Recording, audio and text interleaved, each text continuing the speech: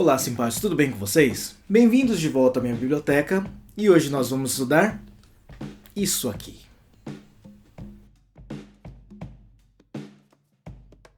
Hoje nós vamos estudar as lentes esféricas, entender como elas são produzidas e os efeitos que elas causam em relação aos raios de luz. As lentes são responsáveis pela mudança na trajetória da luz, não somente pelo índice de refração do que é feito a lente, mas também devido ao seu formato. Geralmente as lentes são feitas de vidro, mas podemos encontrar algumas versões mais simples feitas de plástico, por exemplo. Dá só uma olhada na estrutura de construção de uma lente esférica. Vamos considerar um bloco de vidro. Nós vamos realizar cortes que se fundamentam em superfícies esféricas, por isso o nome lentes esféricas. Veja, considerando uma esfera de centro 1 e de raio de curvatura R1, ele vai realizar um corte no vidro proporcional a esse raio de curvatura. Esse corte vai desenhar nossa primeira face, uma face 1. Vamos considerar agora uma outra superfície esférica de centro 2 e de raio de curvatura R2, um pouquinho menor. Ele vai gerar um corte de aspecto esférico, gerando uma face 2. Veja que na intersecção desses cortes nós vamos obter aí a nossa lente. Em função dos cortes realizados nesse bloco de vidro, nós podemos produzir uma infinidade de lentes, mas as principais estão representadas a seguir. Essas lentes são organizadas em dois grupos. Aquelas lentes que a gente chama de bordas finas e lentes de bordas grossas.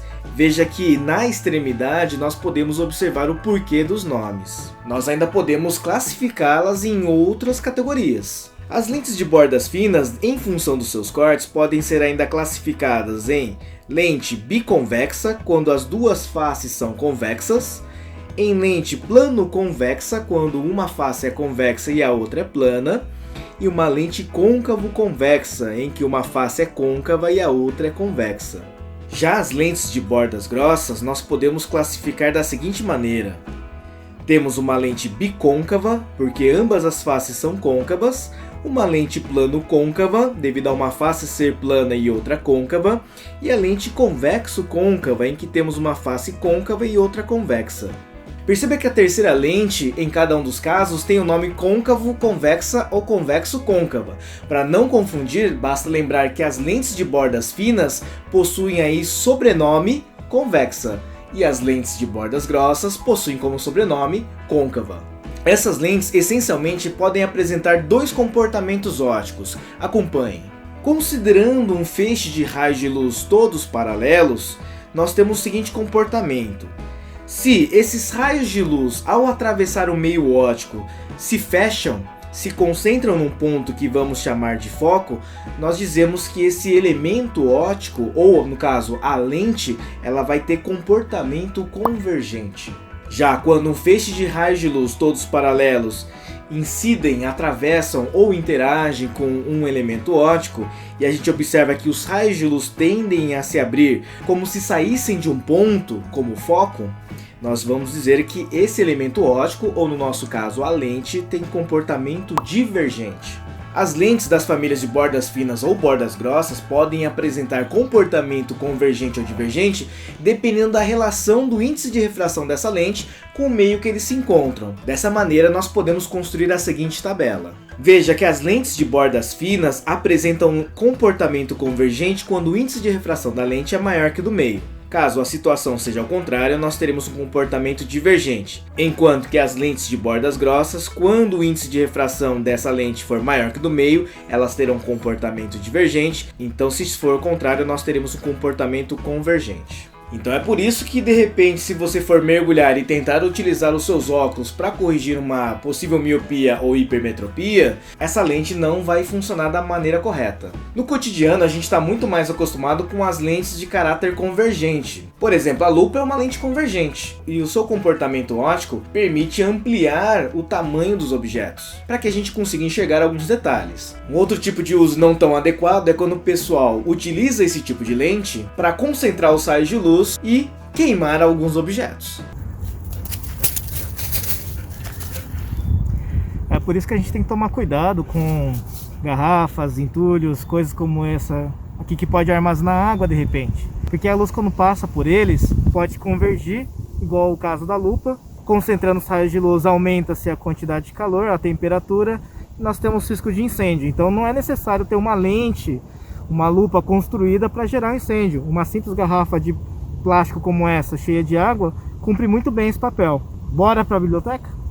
Para que a representação não fique muito extensa ou você gaste muito tempo na representação de uma lente de caráter convergente ou divergente, nós temos representações simplificadas dessas lentes. Dá só uma olhada. Uma lente considerada convergente a gente representa simplesmente por um segmento de reta que possui setinhas na ponta, apontando para fora. Já a lente divergente apresenta as setinhas nas extremidades, porém apontando para dentro. E cada uma dessas lentes possui alguns elementos extremamente importantes para a gente guardar, principalmente porque na próxima aula, quando começarmos a desenhar imagens, nós vamos precisar muito deles. Nós vamos separar em dois diagramas, um para a lente convergente e depois para a lente divergente. Em geral, não há muitas modificações, mas apenas para a gente não confundir uma lente com a outra. Ao analisar os elementos de uma lente convergente, o primeiro deles é o eixo principal. É basicamente um eixo de referência que vai dividir a parte de cima e a parte de baixo de uma lente. Esse eixo mais tarde também vai servir como uma espécie de eixo de plano cartesiano para a gente localizar algumas posições. Considerando que a luz incidente que vai chegar na lente tem um sentido apresentado, no caso para a direita, nós vamos ter os seguintes elementos. A anteprincipal objeto, que seria o centro de curvatura que está gerando a superfície esférica da lente, e nós temos a sua anteprincipal imagem, que é simétrica à anteprincipal objeto. Temos também o foco objeto, e de forma semelhante nós temos simetricamente o foco imagem, e um ponto central que chamamos de origem. Já no caso de uma lente divergente, nós também temos o eixo principal. Vale a pena frisar que nós costumamos abreviar o eixo principal simplesmente por EP, e considerando que a luz incidente que vai atingir a lente tem um sentido indicado, nós podemos representar aí os pontos. A anteprincipal imagem, veja que aconteceu uma inversão em relação à lente convergente. Simetricamente a ela nós temos a anteprincipal objeto, nós temos o foco imagem, simetricamente teremos o foco objeto e no meio teremos aí a origem. Nós criamos o mundo do sonho. Imagina se não estivesse.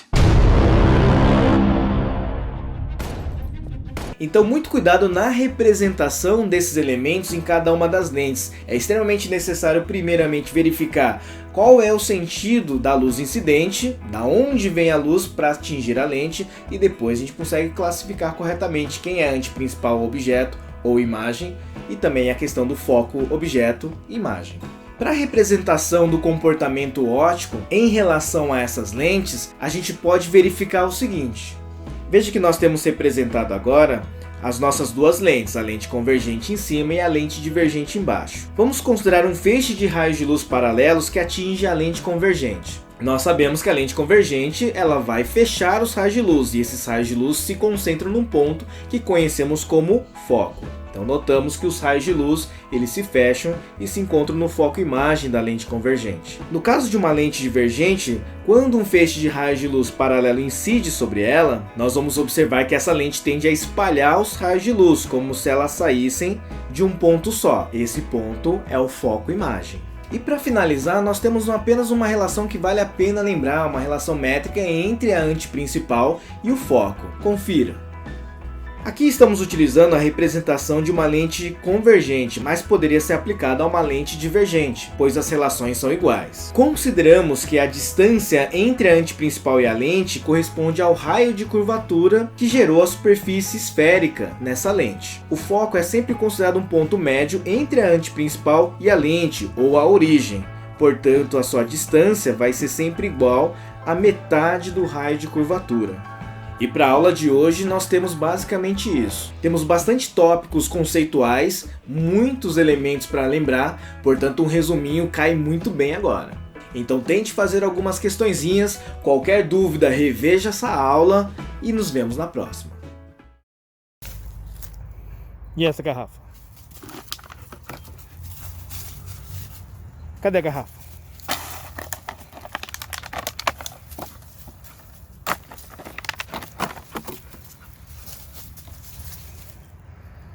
Prepara.